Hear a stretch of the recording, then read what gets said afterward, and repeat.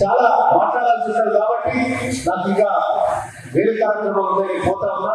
ఇటువంటి కార్యక్రమాన్ని నిర్వహించి ఆత్మగౌరవంతో నిలబడేటువంటి పరిస్థితికి వాస్తవానికి ఒక 5-6 ఏళ్ల కింద బీసీ కింద దవగాకపోలేదు. ఈ కార్యదర్శి అధ్యక్షుడితో వచ్చి మీటింగ్ పెట్టుకోవాల్సి ఉంటుంది. కానీ అలా బీసీలో చైతన్యం వచ్చింది. బీసీలో మీటింగ్ అంటే మన మీటింగ్ రాష్ట్రంలో పోదామని తొలగరావాలి, మన మీటింగ్ సభ్యులు పోదామని తొలగరావాలి, యువకులను పాటు చేయాలి, అందరినీ తీసుకొని రావాలి, మన ఐక్యతను చాటాలి.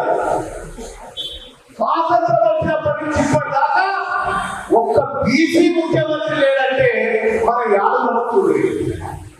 మరి 2028లో బీసీ ముఖ్యమంత్రి